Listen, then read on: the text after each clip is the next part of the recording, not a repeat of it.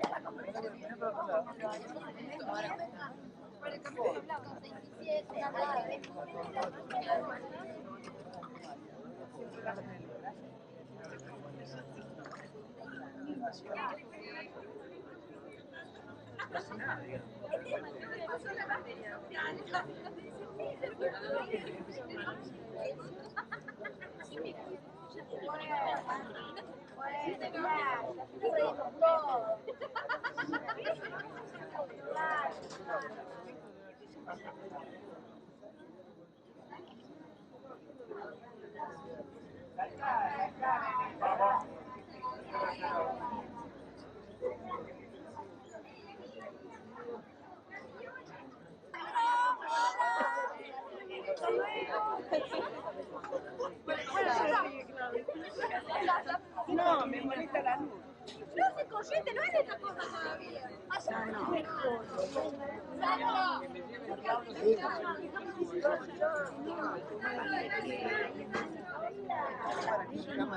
La cámara sorpresa, ¿eh?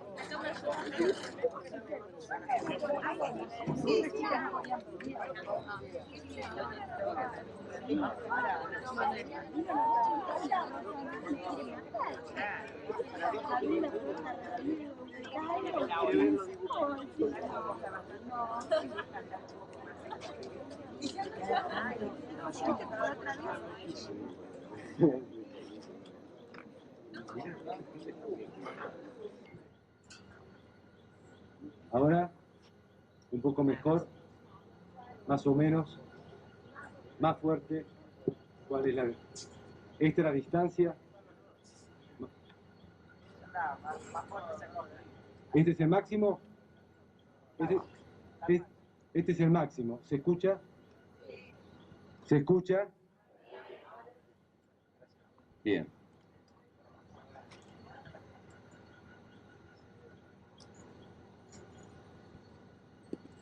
Es un hermoso lugar. Es realmente hermosísimo. Si fuéramos gente como la gente, tendríamos que ponernos a cantar con Cristian. A bailar no, pero por lo menos a cantar. Y no dar una clase de filosofía. Viene sin anteojos.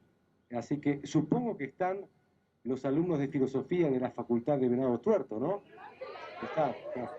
Bien, ya estamos al nivel de Silvio Soldán. Bien. Así que podemos continuar con lo que hemos dejado en la última clase. Bien.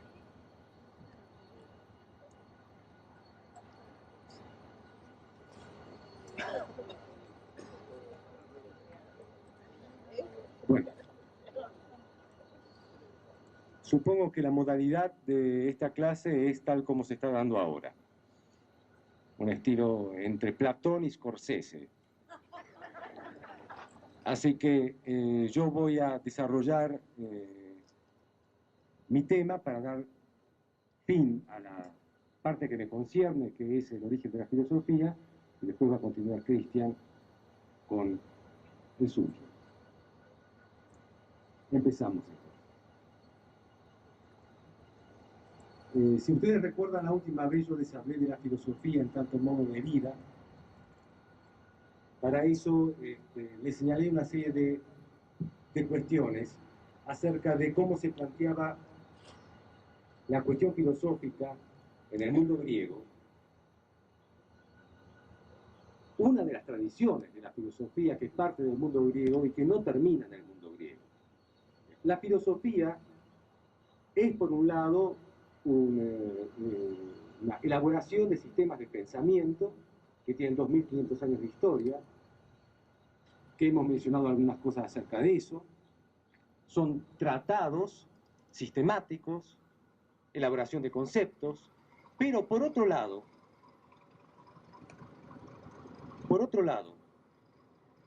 más allá de esta tradición filosófica que todos conocemos, que son libros de filosofía en los que se elaboran sistemas de pensamiento y se elaboran conceptos para problematizar, para describir aspectos de la realidad, para pensar, la filosofía, desde sus orígenes, griegos en este caso, también se planteó como un tipo de ejercicio existencial que se llamó elaboración de sistemas de vida. Por eso la última vez comenzamos a hablar de la filosofía, cómo había sido elaborada hace muchísimos años como un arte de vivir.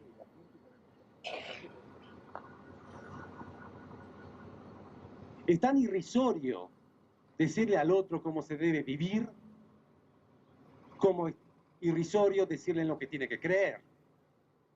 Sin embargo, la filosofía se tomó un poco este privilegio y esta arrogancia de indicar ciertas cuestiones acerca de cómo se debe vivir.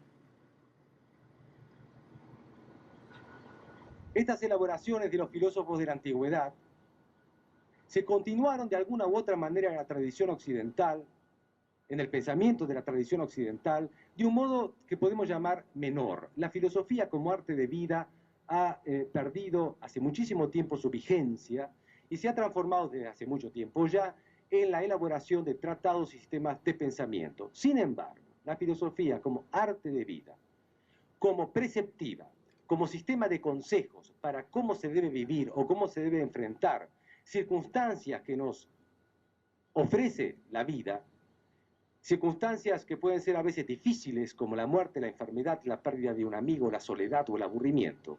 Este tipo de filosofía como arte de vivir ha tenido un cierto resurgimiento y una nueva problematización estos últimos años a través de la elaboración de algunos filósofos, entre ellos, por supuesto, Michel Foucault, que no es el único. La última vez yo les hablé de un filósofo y un historiador de la filosofía que se llama Hadot, que es un erudito bastante oscuro, típicamente del mundo académico, que elaboró esta cuestión de la filosofía como ejercicio espiritual, que es otra manera de hablar de arte de vida. Y dijimos que la filosofía era un arte de vida, según algunos antiguos, fundamentalmente los cínicos, los escépticos de la antigüedad, los estoicos de la antigüedad, los epicúreos de la antigüedad, que hablan de la filosofía como arte de vida, que es una terapéutica de las pasiones, que exige todo un sistema de técnicas para vivir, porque el arte de vivir exige ejercicios que tienen reglas, ejercicios que tienen, por supuesto, como tales, método, como toda técnica, y que esto es lo que se aconseja llevar a cabo para poder enfrentarse ante las situaciones que se suponen que nosotros debemos enfrentar durante nuestra existencia. Por ejemplo, examinar, investigar, leer, escuchar, prestar atención, controlarse a sí mismo, ser indiferentes a las cosas que nos deberían ser indiferentes, tratar de controlar las cosas que deberíamos controlar. Todo esto requiere un aspecto minucioso en cuanto a elaboración, a consejos y tecnología. Atención, vigilancia, concentración, poder separar aquello que depende de nosotros de aquello que no depende de nosotros, no desesperarse por lo que no depende de nosotros. Elaborar lo que se llamaba cánones, o canon, que son reglas de vida. Aplicar los pensamientos a diversas circunstancias de la vida. Meditar, que en el sentido griego significa representarse por adelantado dificultades que nos pueden presentar. Ustedes saben que los filósofos de la antigüedad sufrían en el presente, pero que podían llegar a sufrir, por ejemplo, la pobreza, que no necesariamente era una situación presente, pero que podía llegar a ser una situación futura. Prepararse una propedéutica para enfrentarse a situaciones que nos pueden llegar a acontecer. ¿De qué modo esto? Por supuesto, de un modo ligeramente artificial. Un hombre que come todos los días, que se represente una situación de inanición o de pobreza en la que no puede comer todos los días, que realizar ejercicios para una pobreza que no es actual, pero que puede llegar a serlo, siempre implica una situación artificial. Y sin embargo, esto es lo que ejercitaban a veces los filósofos de la antigüedad, desde el mismo Sócrates en adelante. Por supuesto, el examen final debería darse en el momento en que esta situación prevista acontezca en la realidad, para ver cómo se comporta el supuesto filósofo cuando anuncia todo lo que va a hacer, cómo lo cumple en la realidad cuando se enfrenta a ella. Siempre ha habido una ligera sorna e ironía con respecto a las preocupaciones de los filósofos de la antigüedad, que pensaban y elaboraban cuestiones de indigencia, inanición, pobreza o carencia en general, porque ustedes saben que los filósofos de la antigüedad, en su generalidad, pertenecían a un estrato social denominado corrientemente como aristocrático, que un aristócrata se haga el pobre siempre implica una ligera risa de parte del espectador. Sin embargo, estas elaboraciones, fueran consistentes existencialmente o no, aportaron a Occidente sistemas de pensamiento que no dejaron de elaborarse durante muchísimo tiempo, tanto tiempo como 1984, en que Foucault retoma todas estas elaboraciones de la antigüedad para plantearnos cuestiones de nuestra actualidad, que se llaman por lo general calidad de vida, uno mismo o como quiera que se llamen, que son este sistema de consejos actuales provenientes de las ciencias sociales o ciencias psicológicas que nos aconsejan el modo de enfrentarnos a distintos tipos de problemas de nuestra intimidad o de nuestra vida cotidiana. Esa es nuestra actualidad. La mirada de Foucault, que es el que cité en este momento, es volver a la antigüedad para replantear cuestiones presentes y ofrecer respuestas diferentes que no son las de la antigüedad, pero que al menos nos ilustran acerca de ciertas fragilidades de las respuestas que nos dan en nuestra contemporaneidad. Toda tecnología de vida significa una ascesis. Ascesis quiere decir ejercicio.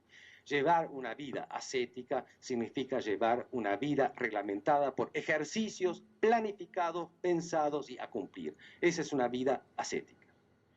Ejercicios prácticos que tienen como finalidad, y estoy hablando siempre de la filosofía, crear hábitos. Los hábitos los tenemos.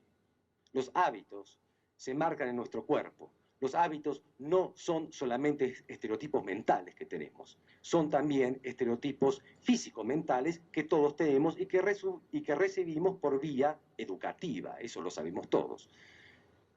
Ninguna sociedad puede subsistir sin crear o que se creen de alguna u otra manera un sistema de hábitos que devienen automatismos.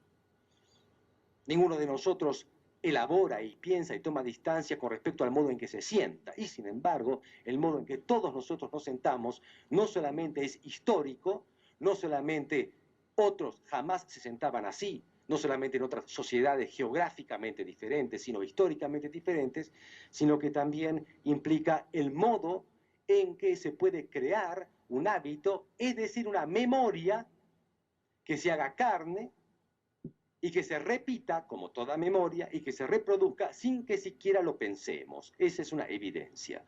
La filosofía tiene como una de sus metas tomar estos inmediatos llamados evidencias, poner distancia, poderlos pensar, ya sea para reproducirlos con mayor libertad, ya sea para transformarlos. Por lo tanto, ejercicios prácticos.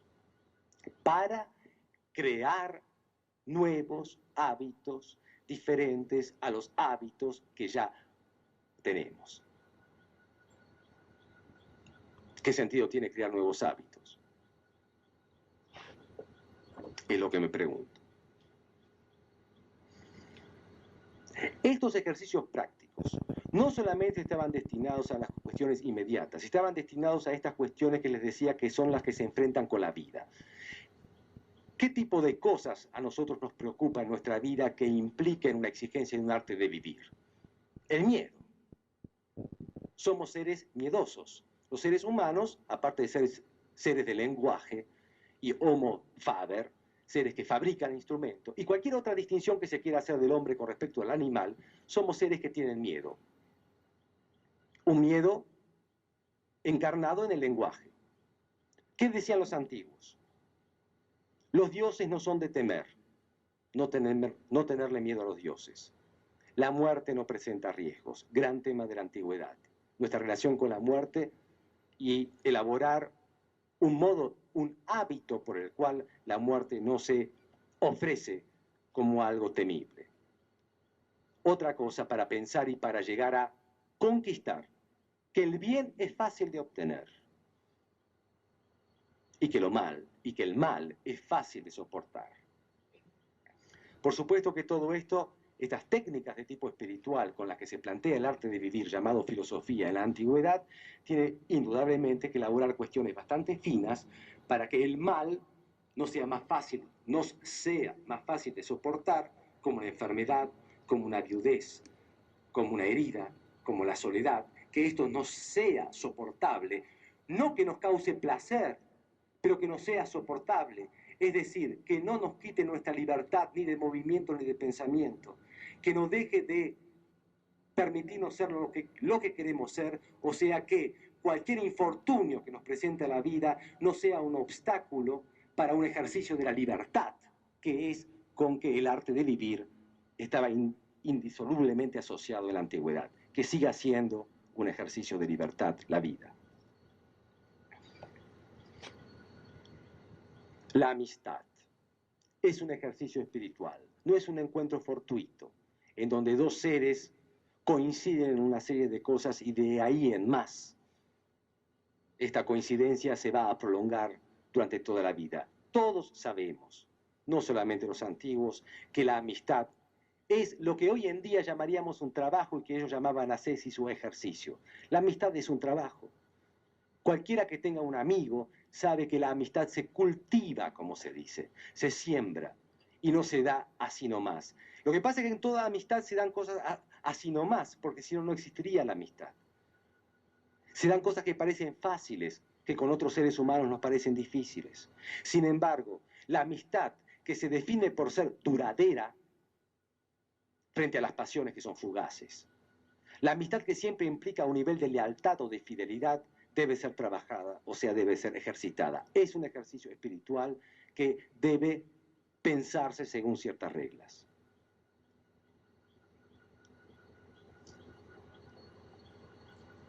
Toda amistad implica lo que los antiguos decían un diálogo. Se dialoga con el amigo. Se dialoga porque el diálogo es la matriz de cualquier situación de filía, de cualquier situación de con el otro, de cualquier situación de compañía, de cualquier intento como el intento de Sócrates o de los diálogos platónicos, de convencer al otro de algo en que el otro se piensa que está errado.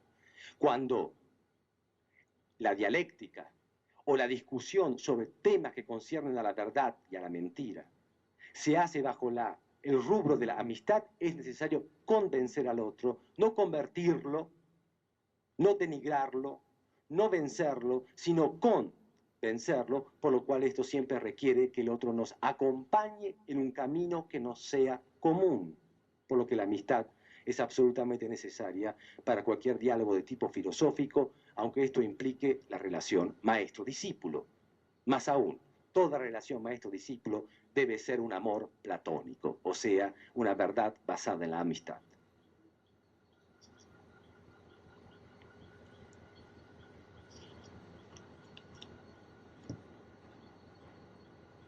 Estas son las cuestiones que nosotros hablábamos un poco la vez pasada.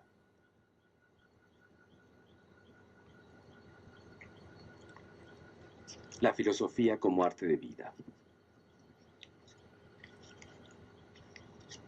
Michel Foucault, el filósofo francés que murió en 1984, joven, en plena elaboración de varias cuestiones, nos dejó algunas ideas acerca de este tema. Esto que yo les estoy contando, acerca de la filosofía como arte de vida, acerca de una filosofía que está cercana a las cuestiones inmediatas de la existencia, Foucault le dio un nombre bastante extraño y lo llamó ética. Ustedes saben que la ética no es solamente una rama de la filosofía, sino que es un problema que concierne a la vida humana y que es elaborada, enunciada por todo tipo de personajes, desde los políticos hasta cualquier tipo de persona. La ética es como si uno dijera una religión. La moral ya ha dejado de ser un problema filosófico a pesar de que su origen y su dinastía nos provienen de la filosofía. La ética es una materia de la carrera de filosofía. Ética, ¿no?, es un problema filosófico. Es lo menos que le podemos reconocer a la filosofía, que se ha quedado con poco, que la ética es un problema filosófico. Foucault llama a la filosofía, en tanto arte de vida o estética de la existencia, esto no importa, pero como arte de vida lo va a llamar ética. Que alguien llame ética al arte de vida dentro del terreno filosófico es una novedad muy antigua, porque ha sido mucho tiempo olvidada. Ustedes saben que en las carreras de filosofía, las elaboraciones de los pensadores estoicos del Imperio Romano ni siquiera figura en ningún programa de la carrera. Esto no es filosofía, esto forma parte de una preceptiva o de consejos, pero no forma parte de lo que se considera filosofía a nivel académico. A nivel académico, la filosofía tiene como molde el método científico. Por lo tanto, nosotros nos corremos un poco de ese lado, volvemos a la filosofía desde otro lugar. Foucault llamó ética a estas preocupaciones acerca del arte de vida. Y, hablando de los griegos, dice, piensa, ¿cómo es que los griegos elaboraron esta cuestión de la moral? ¿Qué es la moral? Es todo aquello que debe pensar dónde está el bien y dónde está el mal, que es la virtud. Toda la filosofía griega nos habla de virtudes y de lo que se opone a las virtudes. ¿Qué es la virtud? Es la pericia, el conocimiento de poder detectar en dónde está el bien, por lo tanto, dónde está el mal. Eso es un hombre virtuoso. El hombre virtuoso es aquel que puede percibir el lugar del bien y acercarse a él. En general, esto se llama la moral. Michel Foucault, cuando piensa la ética desde el mundo antiguo, dice que ésta se elabora a través de tres cuestiones principales, que son muy antiguas y al mismo tiempo no son, creo yo, bastante contemporáneas, que son todo lo que concierne a un tema que se llama dietética, todo lo que concierne a un tema que se llama economía y todo lo que concierne al tema que se llama erótica. Dietética, economía y erótica son los tres modos de manifestación de las preocupaciones éticas del mundo antiguo, que es la relación con el cuerpo del otro. Y también, ya veremos, con la verdad, tema filosófico. Entonces, ¿qué es la dietética? No es ser flaco, no es comer yogur, no es correr a la mañana, porque para los griegos esto no era muy importante. La dietética tiene que ver con el régimen. Y la preocupación dietética de los griegos, cuando habla de régimen, está hablando de un modo de regular alguna actividad. Regulación de actividades. El régimen es un arte de vivir. Implica ejercicios, alimentos, bebidas, sueños, relaciones sexuales, un cierto empleo del tiempo, un cierto cuidado del cuerpo. Todo esto dentro de lo que los griegos llamaban una justa medida. El régimen implica un equilibrio corporal y también una justa jerarquía del alma. Pero, ¿por qué esto no quiere decir yogur, lechuga, tomate, zanahoria? Porque no importa aquello que se hace, sino es mucho más importante aquello cómo, cuándo, dónde y quién lo hace. La relación que tenemos con nuestro cuerpo tiene como objetivo ser libres, es decir, ser controladores de nuestras propias pasiones, no ser esclavos de nosotros mismos, no ser esclavos de nuestros deseos, no ser esclavos de nuestras representaciones, no ser esclavos de nuestras carencias. La dietética tiene como finalidad, como cualquier otro rubro, como erótica y economía, nuestra libertad, dado lo que se le opone a la libertad, ya sabemos, es la esclavitud. Y en el mundo griego, que es un mundo de castas, que se divide entre esclavos y libres, con géneros intermediarios, indudablemente desde el punto de vista de clase que tiene el mundo griego, ser esclavo es lo más bajo de la escala moral. En cualquier otro rubro de la ética, se trata de elaborar aquello que puede armar al individuo para una multiplicidad de circunstancias posibles. La ética, en este sentido, es circunstancial, pero no oportunista. Y sí es una moral de la oportunidad, pero no es oportunismo. No hay bien o mal, hay mejor o peor, y hay más o menos, y esto depende, como decía el viejo Gorgias, el sofista, de la ocasión. Lamentablemente, dentro de esta perspectiva, no se ofrecen fundamentos absolutos ni del bien ni del mal. Hay una relatividad ofrecida al sujeto que está obligado a elegir, y ahí está su habilidad moral, de acuerdo a las circunstancias en las que se enfrenta. Una misma cosa puede ser dañina o favorable, depende quién, dónde, cuándo y cómo. Y útil a las circunstancias.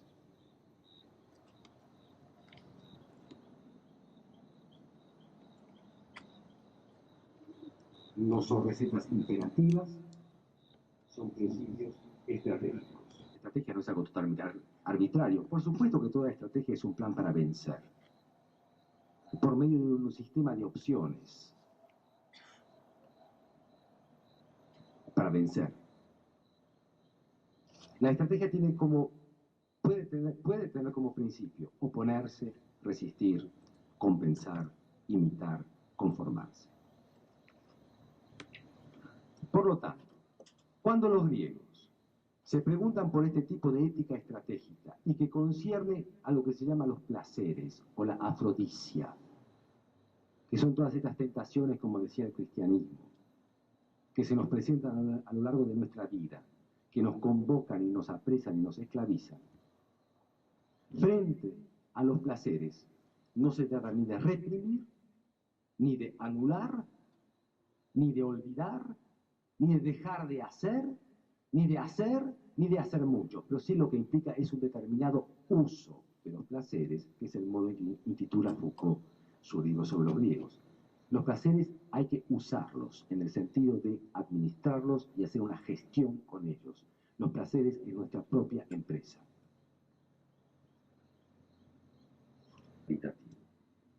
Se piensa en términos de cantidad, se piensa en términos de circunstancia, se piensa en términos de proporción, se piensa en términos de armonía, se piensa en términos de buen arreglo, se piensa en términos de compensaciones, se piensa en términos de equilibrio, se piensa en términos de estilo. Toda la ética antigua tiene que ver con el más o con el menos.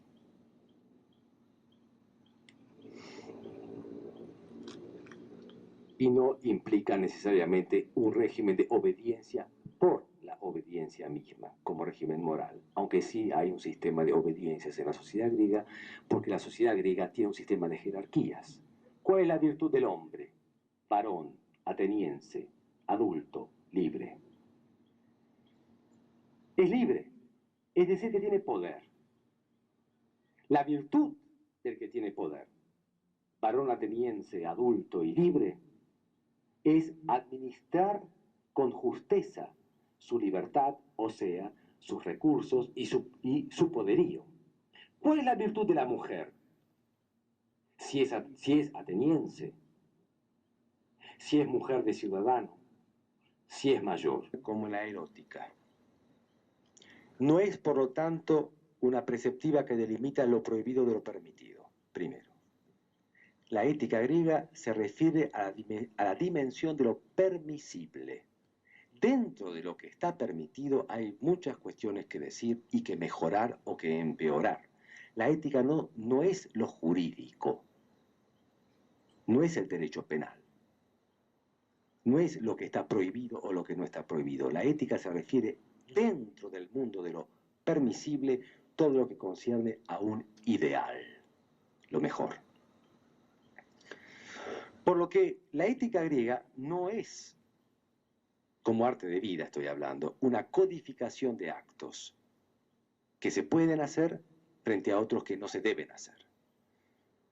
Tampoco es como lo que podríamos llamar la religión ética oriental, como el arte erótico chino, una constitución de una técnica para lograr el máximo placer de un acto que tiene que ver, por ejemplo, con el sexo. No es maximizar el placer como lo puede hacer un Kama Sutra hindú o como la sexología china. La ética griega es el pensamiento que quiere instaurar una técnica de vida. Ni es el desarrollo del acto, como el arte erótico chino, ni es la legitimación institucional como se da en el cristianismo primitivo a través de sus instituciones conventuales. Se trata de lograr que el sujeto tenga la capacidad de dominar, limitar, repartir, lo que se llama una tecne griega, que es una habilidad, una maestría en el orden de nuestras pasiones. Debemos ser médicos, como decían los griegos, pilotos, los griegos eran navegantes, políticos, debemos ser diestros en el arte de gobernarnos a nosotros mismos, que como les dije siempre, en el mundo griego significa prepararnos para ser gobernantes de los otros. Nadie que sea un esclavo de sus propias pasiones puede ser un líder que aconseje cuáles son los caminos a seguir para la comunidad, o sea, para la polis. Para ser dirigente político griego es necesario ser un dirigente político de uno mismo. Ahí está la ética relacionada con la política. Es una ético-política. Toda preceptiva ética tiene como finalidad última la de ser un líder comunitario. Únicamente los romanos, que no será el tema de hoy, podrán llegar a pensar, dada la situación política en la que vivían, que era la del imperio, que en una ética absolutamente personal y universal. Pero en el mundo griego, que es un mundo comunitario, la ética del ciudadano libre tiene un destino político. Con respecto a lo que yo decía de la economía, que la gestión del hogar, hay que tomar en cuenta que la situación de la mujer, esto yo creo que lo hemos hablado, en el mundo griego es diferencial. La esposa es la mujer superior, tiene una relación con el esposo que es de nivel aristocrático, o sea que el esposo es el aristócrata. La relación entre hombre y mujer es una relación que tiene forma política, porque ustedes saben que el casamiento es un acuerdo entre dos varones, que es el papá de la mujer y el futuro esposo, y que por lo tanto implica una ética del poder. Cuestiones de fidelidad, cuestiones de adulterio, por supuesto que están permitidas hasta cierto punto para el varón griego que tiene concubinas y que también visita cortesanas.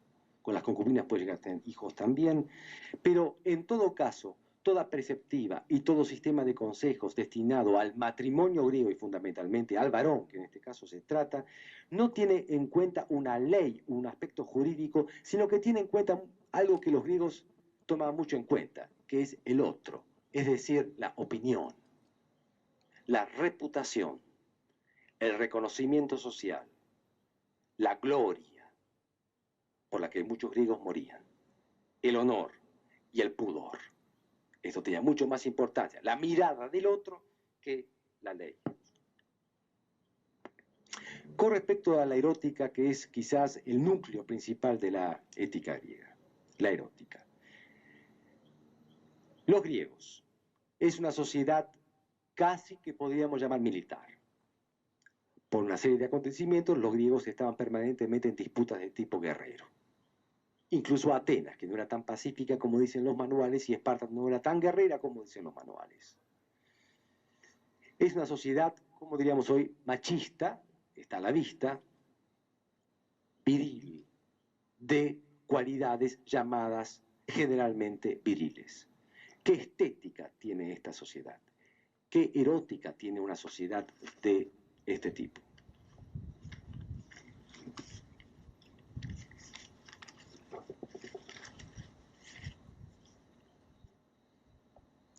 El ideal de la erótica es la inclinación a lo bello.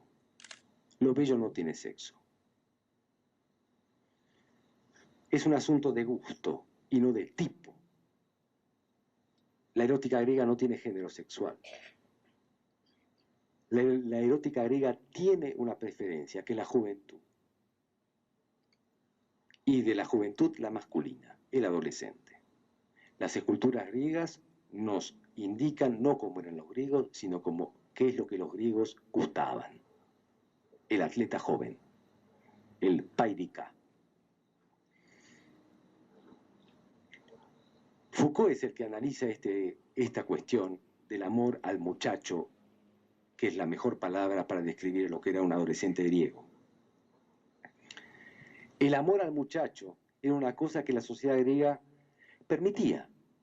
El amor al muchacho no de parte de la mujer, sino de parte del adulto varón. Esto implicaba una estilística. Lo mismo que había dicho antes en cuanto a cualquier tipo de dietética o de ética en general, también con respecto a la erótica, con respecto al muchacho, hay que tener una serie de cuestiones y de consejos y de técnicas para acercarse a él. Los griegos se preocuparon por elaborar un arte del levante o del cortejo del adulto con respecto al muchacho, como hoy en día prolifera en nuestras revistas de consejos sentimentales y eróticos o de cualquier otro tipo. O sea, cómo el adulto debe acercarse a un muchacho es un problema ético por ser erótico y es un problema político. ¿Por qué?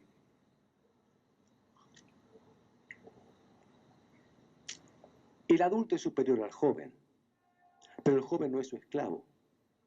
Porque el joven puede ser el hijo de su amigo. Porque el joven es un futuro ciudadano libre cuando sea adulto después de los 18 años.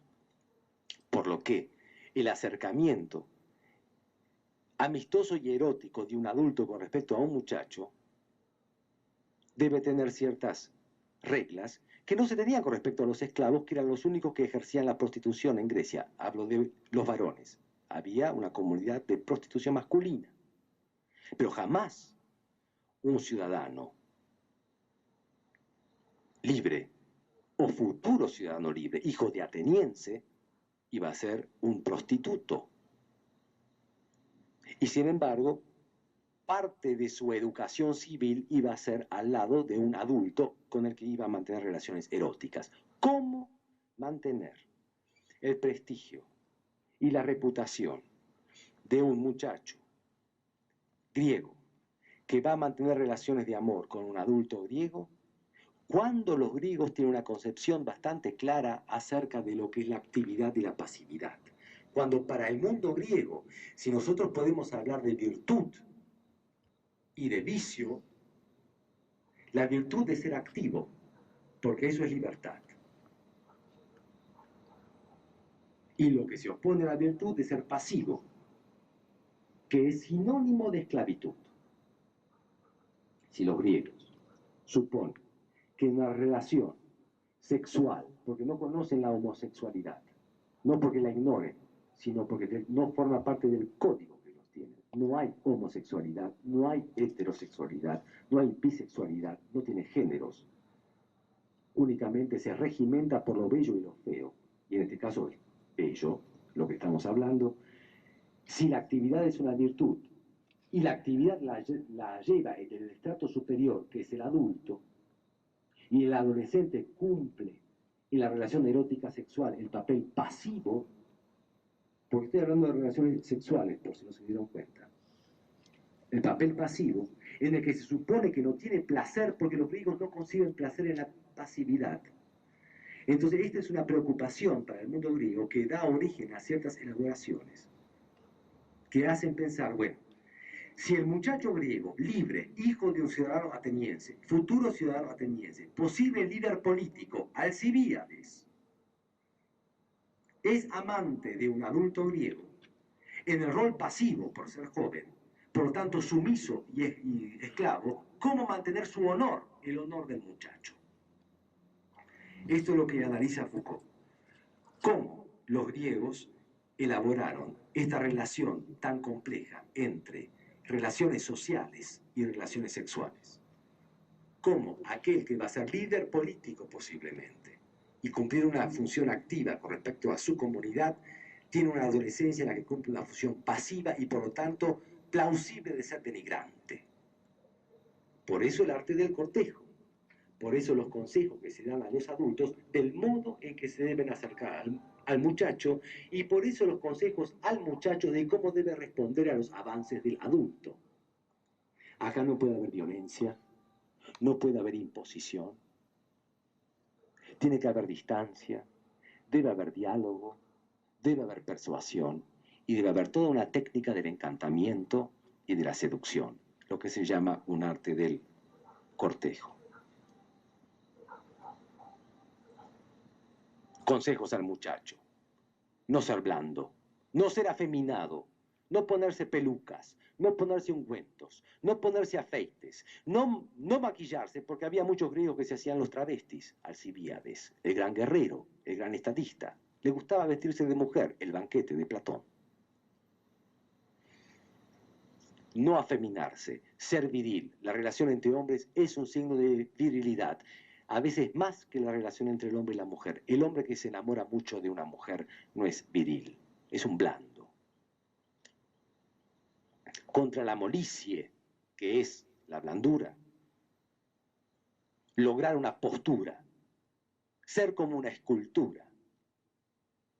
Ustedes saben que los griegos pensaban la escultura de un modo muy distinto a como pensaban la pintura.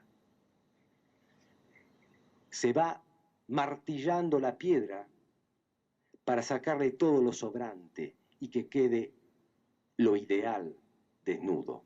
Se va sacando lo sobrante, que quede esa escultura tal cual es en esencia. Consejos al muchacho: el pudor, bajar los ojos, retener la mirada, no mirar fijo, hacer uso del silencio, no explayarse demasiado, no tratar de mostrarse demasiado atractivo e inteligente frente al adulto, dejarse cercar de a poco y después ver.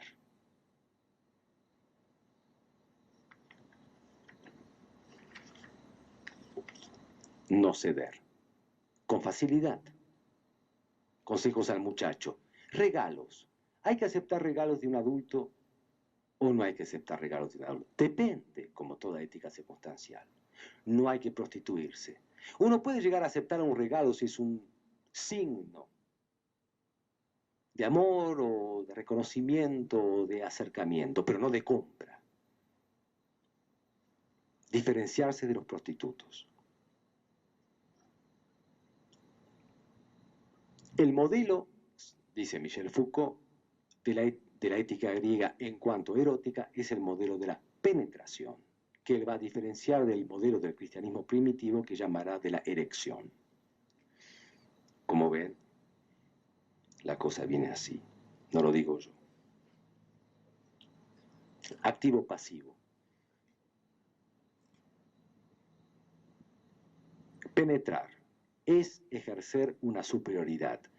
Aunque esto llame mucho la atención, debemos tomar en cuenta que los términos que usamos en forma común tienen un valor simbólico. Y por eso tienen un efecto ético. Si no, no lo tendrían. Si no, sería decir como cualquier cosa. Podría haber dicho verde, pero digo penetración. Para el mundo griego, la penetración tiene un valor simbólico que no sé si es diferente o no al actual. En todo caso, para el mundo griego, el que penetra es el que domina.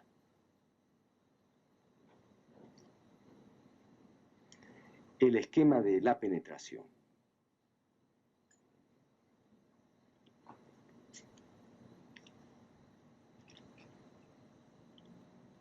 Recomendaciones al adulto. No ser un pegajoso. No ser un obsesivo insistente. Saber aguantar, saber tomar distancia, no perseguirlo por todas las calles. Saber ir, dicen, cita, a 100 metros de distancia.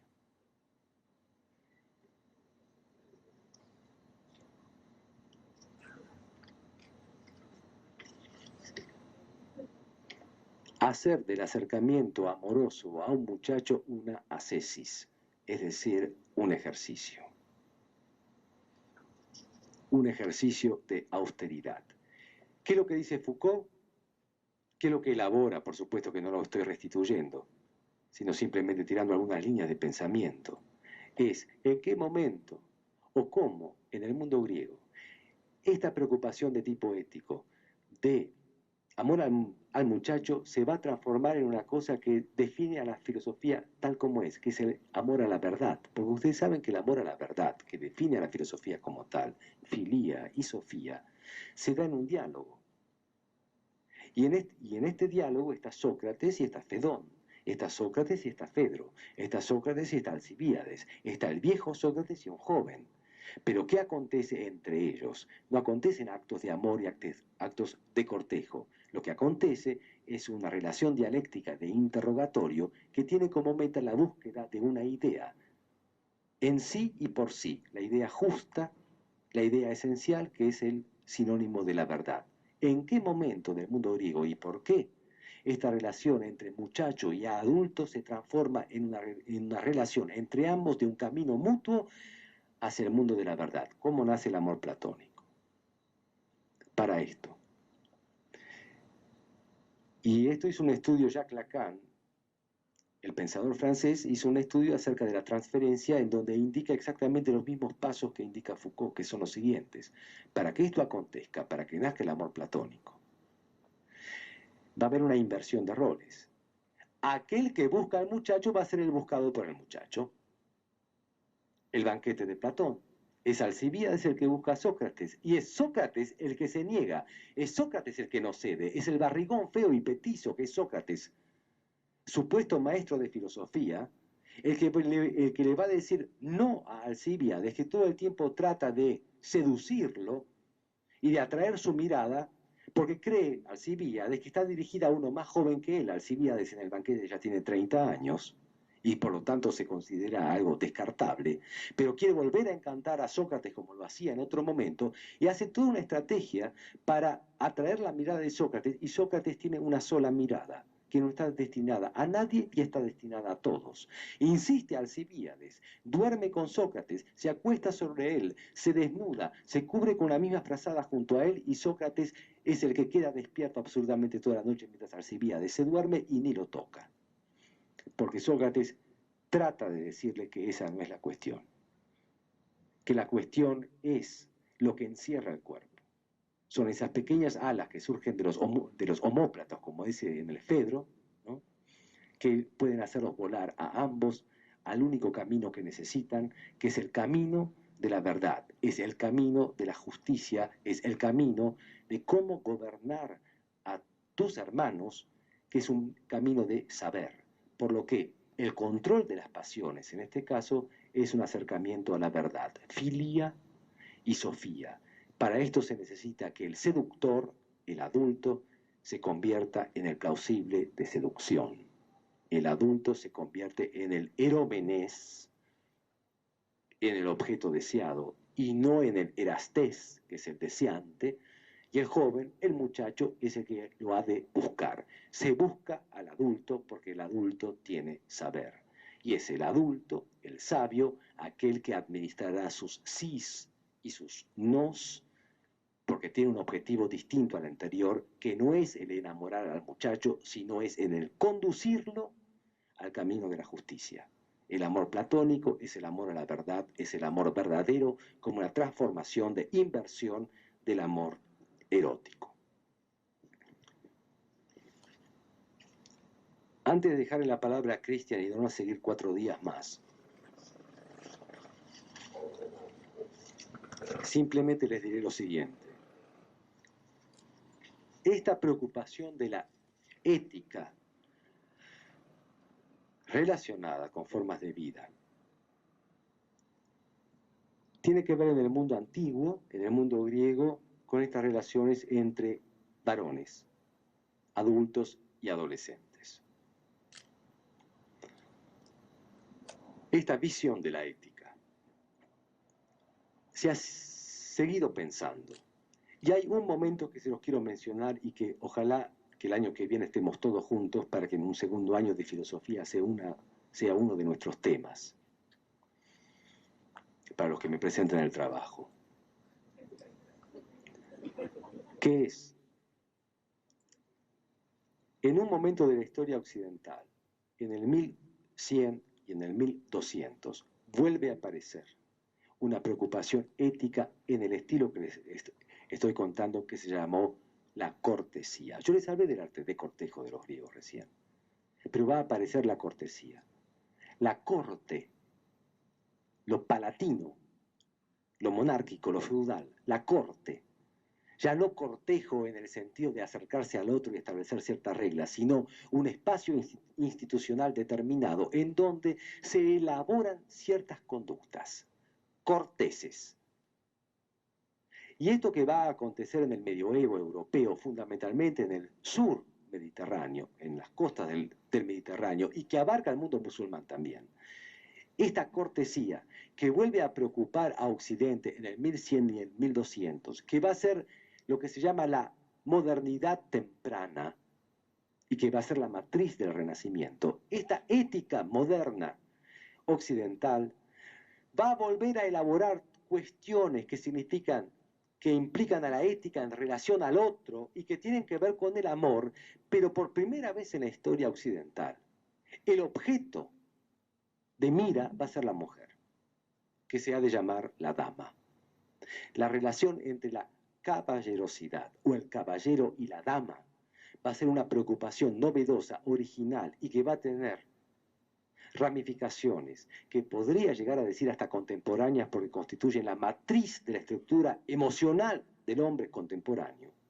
Este amor del caballero a la dama va a ser objeto de elaboración de preceptivas más complicadas aún que las que estamos mencionando en el mundo griego, que tenían que ver con la relación entre muchacho y adulto y tenían que ver con el destino político. La relación del caballero a la dama, que la mujer por primera vez en Occidente se convierte en un objeto de amor, será también una preocupación ética, estética y política y tendrá además consecuencias religiosas extremas, como es la proclamación por primera vez en la historia, la legislación del matrimonio indisoluble. No se podrá repudiar nunca más a la mujer.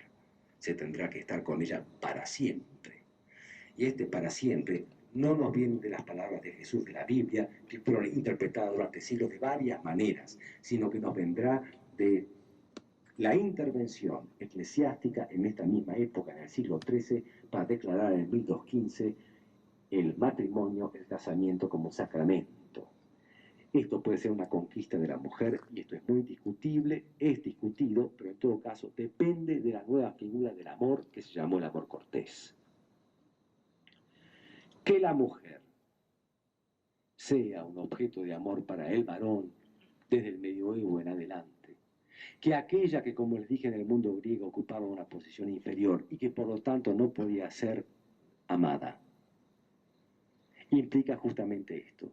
La mujer, por primera vez en la historia, y por diversas causas que no es el momento de aclarar, pero que son económicas, políticas, culturales, va a ocupar un lugar superior al varón. La dama está por encima mío. Yo amo a aquella que me supera. Amo con sublimación, amo a un ideal. Por diversas circunstancias, la dama se va a convertir en un personaje superior al joven caballero que le va a cantar, al trovador que le va a cantar, al juglar que le va a cantar, a todos aquellos que le cantarán un amor muchas veces imposible, pero deseable. Por primera vez en la historia, la dama aparecerá como un objeto ideal amoroso. Por lo tanto, vuelve a resurgir toda esta preocupación ética que concierne a una erótica nuevamente en Occidente. Por lo que yo voy a dejar aquí, en esta doble articulación del amor, de la amistad, del amor a la dama y el amor al muchacho, como cuestiones infraestructurales de nuestra ética occidental, que por supuesto deberá tener muchas más elaboraciones, y con este problema. La ética no es lo jurídico, la ética tiene que ver con lo que es aparentemente permisible, pero que también tiene todo un mundo de rechazos y de preferencias, y que las cuestiones que conciernen al amor y a la erótica en el mundo griego, que es con el adolescente, o en el mundo de la modernidad temprana, que es con la mujer, concierne a temas éticos y concierne a temas políticos y concierne además a nuestra materia que es la filosofía. Como te dijo Cristian.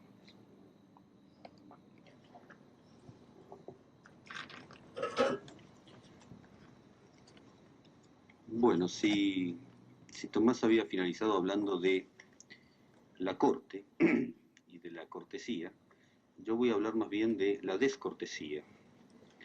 Es decir, de aquello que niega a sí mismo a la corte como un vértice de poder importante que en épocas de la modernidad ya no se llamó corte, se llamó Estado, burocracia, aparataje jurídico, pero que vaya uno a saber, quizás vuelva a llamarse corte dentro de poco en este país. En realidad voy a hablar de algo que tiene que ver con la educación. Hay muchas formas de entender la educación. Si uno va a la carrera de sociología, le dicen que la educación es igual a socialización, es decir, la adaptación de una persona a un medio, a su medio. Esto es quizás una de las definiciones más lamentables de la palabra educación, pues es casi lo mismo que decir la creación de la infelicidad. Hay otra posibilidad de definir educación a través de un ideal técnico. Educación es habilitar a una persona o capacitarla para generar medios de vida, es decir, para ganarse la vida. Aquí entonces toda la educación se transforma en una especie de lento y complejo camino hacia el éxito, con su contrapartida, el fracaso. Pero en verdad lo que interesa, fundamentalmente, a toda persona que le interese la consecución de su verdadera identidad, es la educación de uno mismo, la educación de sí mismo, como un tipo de disciplina mental que intenta conseguir los recursos espirituales y mentales y prácticos que se hacen imprescindibles si es que, primero, uno quiere vivir aisladamente, segundo, si es que uno debe vivir en una sociedad enteramente mala, no una sociedad corrupta, todas las sociedades son más o menos corruptas, más o menos, sino enteramente mala, no mala desde un punto de vista ontológico, sino mala para uno, es decir, cuando uno no comparte los valores que organizan una sociedad. Por tanto, se vuelve mala para uno, definida desde uno. Y en tercer lugar, si es que uno quiere mantener un espacio de autonomía singular que no puede ser reductible a los requerimientos o los requisitos que la sociedad necesita para que uno se transforme en un súbdito, ciudadano o trabajador. Entonces esto concierne la educación de uno mismo a los sistemas de vida, a lo que Tomás había denominado sistemas de vida, prácticas de vida, hábitos, ética, que en nuestra época necesitan de una gestualidad repetida, llamada automatización.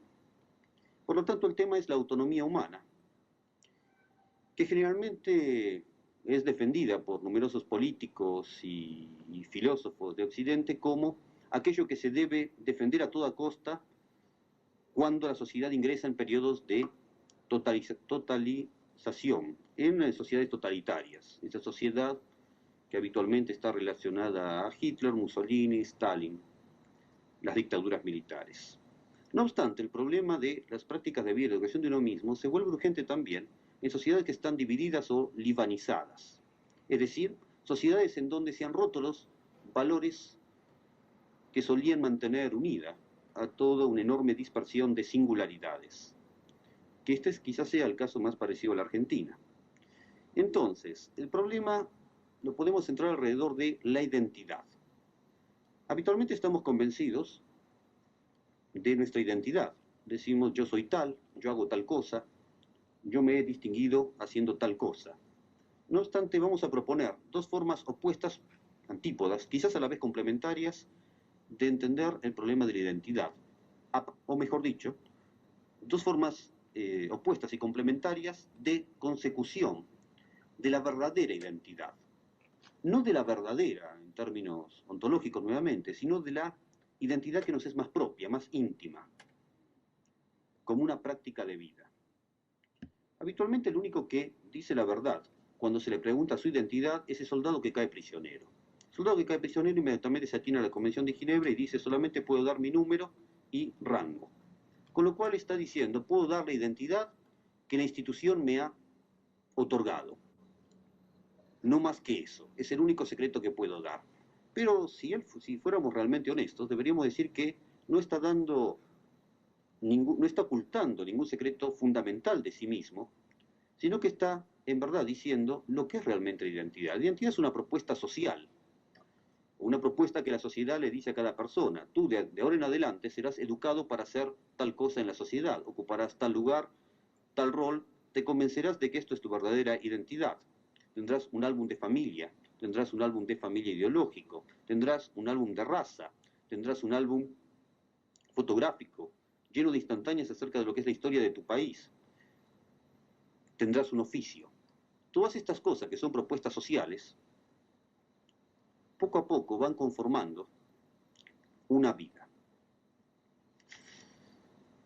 Ahora bien, lo que yo voy a decir es que todo sujeto se revela, si es que le es posible conseguir que se le revele, en el sentido de revelación, a sí mismo su verdadera identidad, a través de dos maneras fundamentales, y que, a través de diversas obras filosóficas, han sido tematizadas como el control absoluto o el autocontrol de las propias capacidades creativas, imaginativas e intelectuales, o bien el descontrol absoluto, la desregulación completa de los sentidos.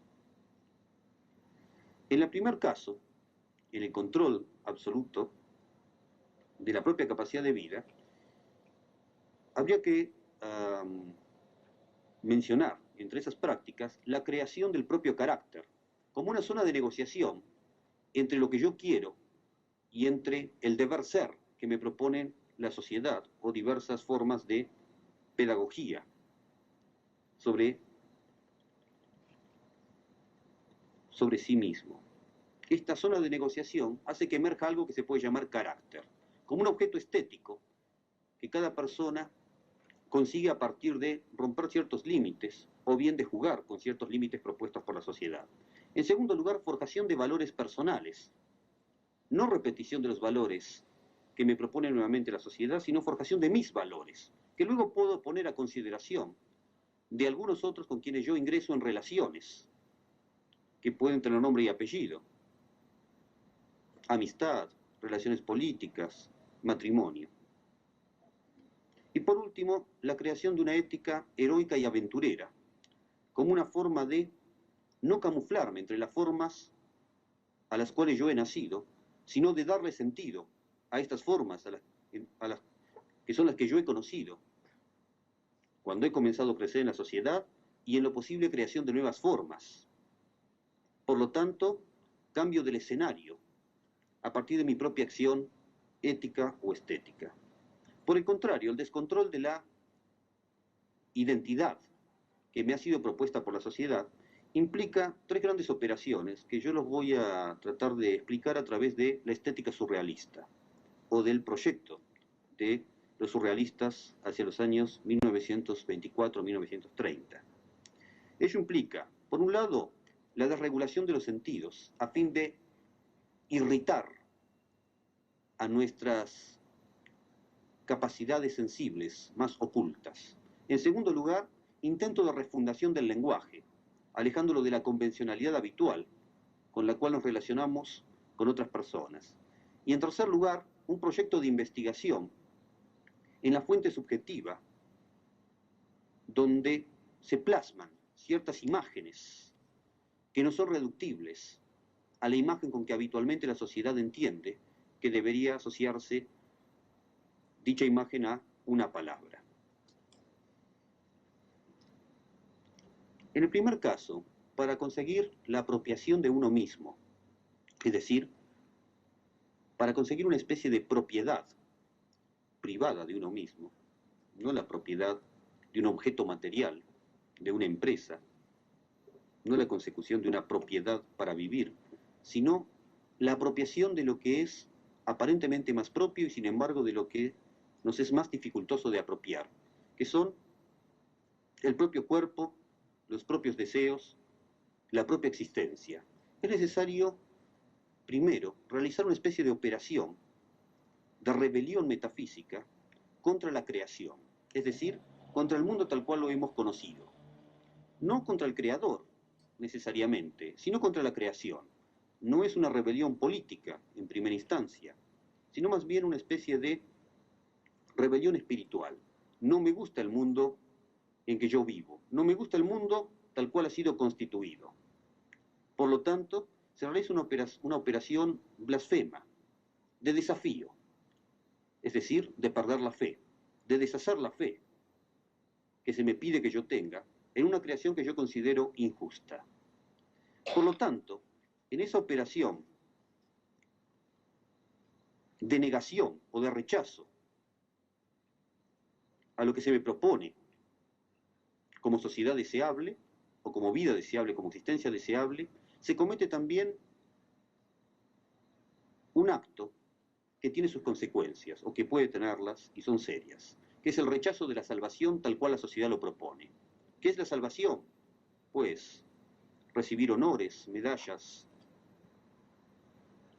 asegurarme un paraíso en la tierra a través de ciertos gestos de consumo, ser considerado una persona normal.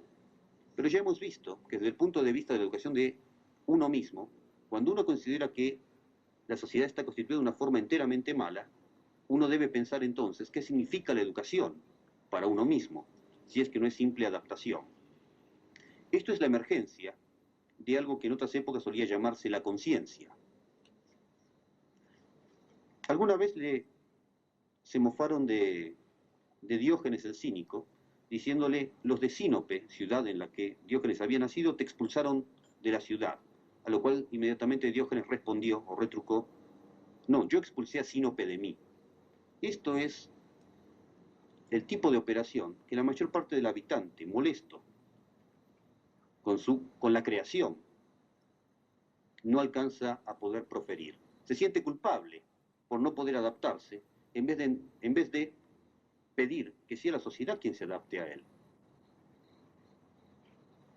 Decían las paredes de la Alemania nazi: todo individuo debe estar subordinado a la nación y al Estado como una célula está subordinada al cerebro. Metáfora biológica más que sospechosa, por no decir completamente culpable.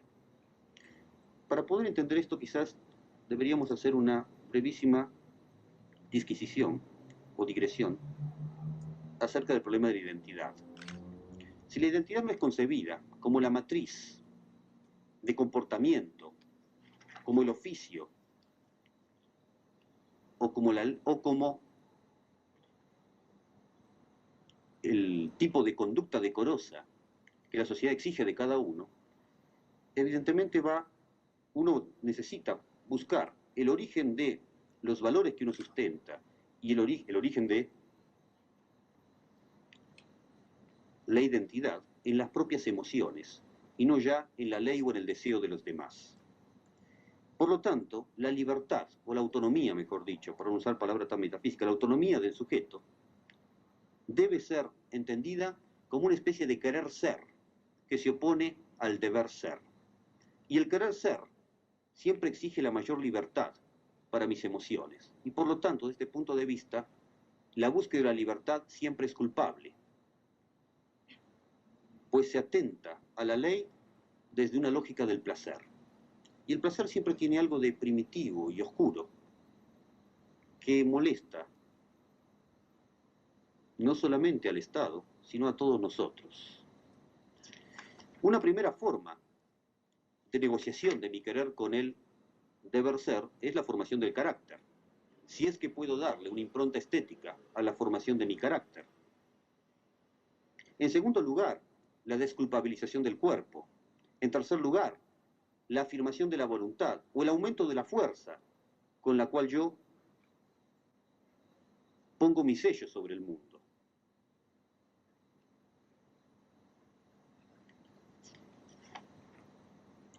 Esto va a llevar a la consecución de un tipo de comportamiento que podríamos llamar trágico, pues no se ampara en la mayoría para decir: yo hago lo que dice la mayoría, por lo tanto estoy salvado.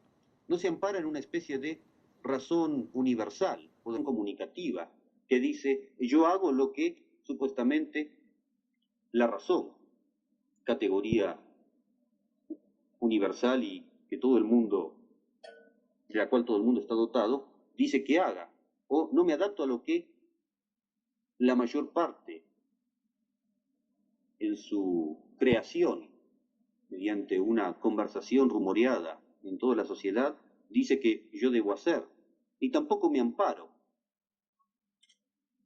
en supuestas necesidades de la vida. ¿Qué se le va a hacer? La vida es así. Sino que me amparo en mi propia acción libre, y por lo tanto le tengo que dar un sentido a esta acción. Este sentido, que va a crear una ética, solamente puede fundarse sobre el deseo de querer vivir ciertamente con los demás, pero también sobre el deseo de establecer los modos de relación con los demás a partir de las propias emociones. Por lo tanto, ser libre va a ser definir qué es lo que quiero por mí mismo. No necesariamente la consecución de éxitos sociales, pues lo que quiero puede estar o puede ir a contramano de lo que la sociedad espera de mí. Por supuesto, nadie puede ser una persona que sea pura pulsión, puro ello, pues necesita comunicarse con los demás. Tampoco puede ser completamente identidad, pues sería el perfecto trabajador, una especie de robot. En esta zona de negociación comienza a jugarse, entonces, el destino de la autonomía humana.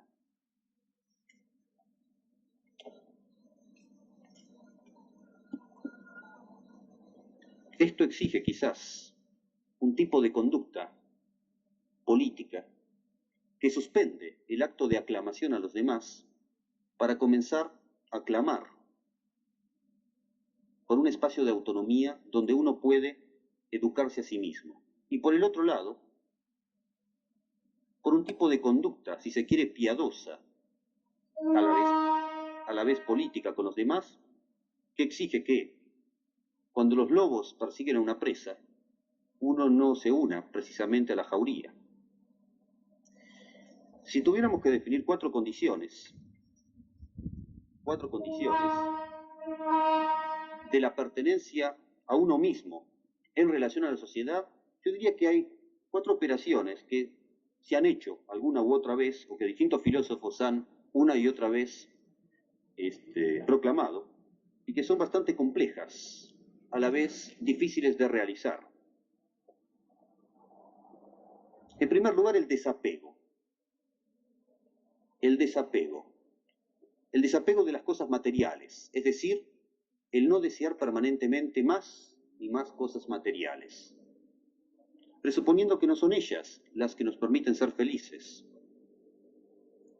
Desapego entonces del último modelo de tocadiscos, del último modelo de disco láser, del último modelo de televisión, del último modelo de auto. Capacidad entonces de ser indiferente, no de negarlos ideológicamente, sino de ser indiferentes a ellos. Como bien decían los cínicos griegos, no me molesta el lujo porque sea pecaminoso, sino porque es muy trabajoso conseguirlo. Siendo trabajoso, prefiero ser indiferente a él. En segundo lugar, desapego de los lenguajes convencionales, es decir, dejar de repetir las palabras de la forma en que se lo repite hasta que pierden el sentido y se transforman en una especie de código que carece de sentido, pues todo el mundo habla con el mismo sentido. Volveré a trabajar esto cuando hable ahora de surrealismo. Y en tercer lugar, desapego de las obligaciones hacia las instituciones. En todo caso, puedo tener obligaciones creadas por mí, contratadas por mí con personas, con nombre y apellido, pero no con instituciones. Este desapego no es exactamente lo que el liberalismo y la moda al uso llama individualismo, pues el individualismo es una filosofía política o bien una creación de las instituciones. Es la institución la que define al individuo, sobre todo a través de esa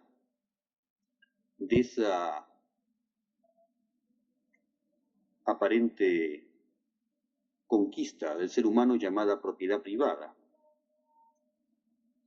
No es el problema del individuo cuando es definido por las instituciones o cuando se define a él mismo porque tiene una propiedad privada, sino es el problema de pensar qué tipo de personalidad emerge cuando el individuo es definido por uno mismo, desde uno mismo, a través de la educación de uno mismo y no a través de las instituciones. La segunda condición es la desvergüenza, la falta de vergüenza, y que además es portada como un emblema.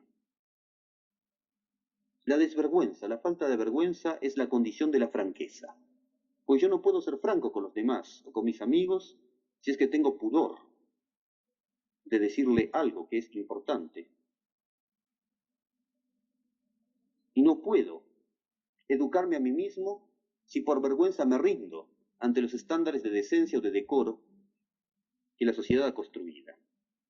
Para rechazar las normas convencionales de civilidad, yo necesito justamente ser un desfachatado, es decir, quitarme la fachada con que habitualmente me muestro a los otros. Y esto es un camino arduo y ascético hacia la libertad, pues lo que no tolera la sociedad es justamente la falta de vergüenza. En tercer lugar, la audacia, en el sentido de que es aquello que nos permite tentarnos o caer en la tentación de la aventura, es decir, de traspasar cierto límite de la normalidad, en donde todo después se vuelve extraordinario y nos obliga a probarnos a nosotros mismos frente a un camino desconocido. La audacia es lo que permite a la vez tres condiciones. Primero, lo que los griegos llamaban parresía, es decir, hablar francamente contra un discurso controlado o contra el control del discurso por parte del poder. En segundo lugar, libertad espiritual, absoluta, que en los griegos se oponía al intento del tirano de reglamentar la ciudad contra el deseo de los habitantes, contra eso que en algún momento se instauró en Atenas llamado proskinesis, es decir, la necesidad de rodilla en tierra, prostrarse ante el tirano. Distinto fue la actitud de Diógenes el cínico, rechazando a Alejandro Magno, a su seducción y a su lugar, desplazándolo.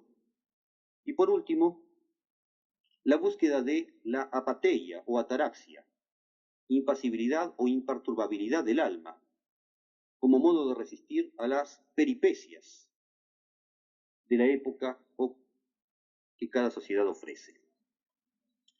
Quizás una cuarta condición sea la búsqueda o el estar dotado de un proyecto de inmortalidad, como un modo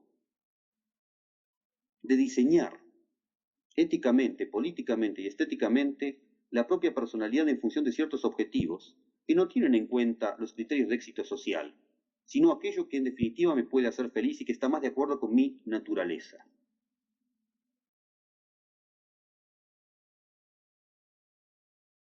Solo esto.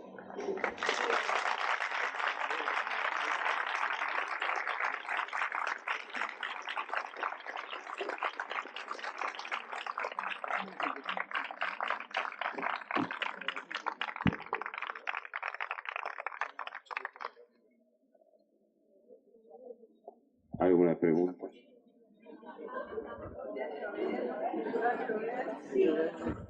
¿Alguna objeción?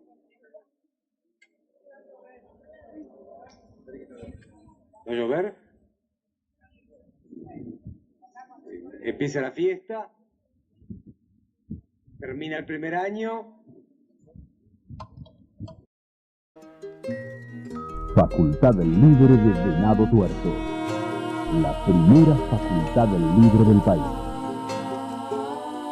Para la libertad, para el amor, para la vida.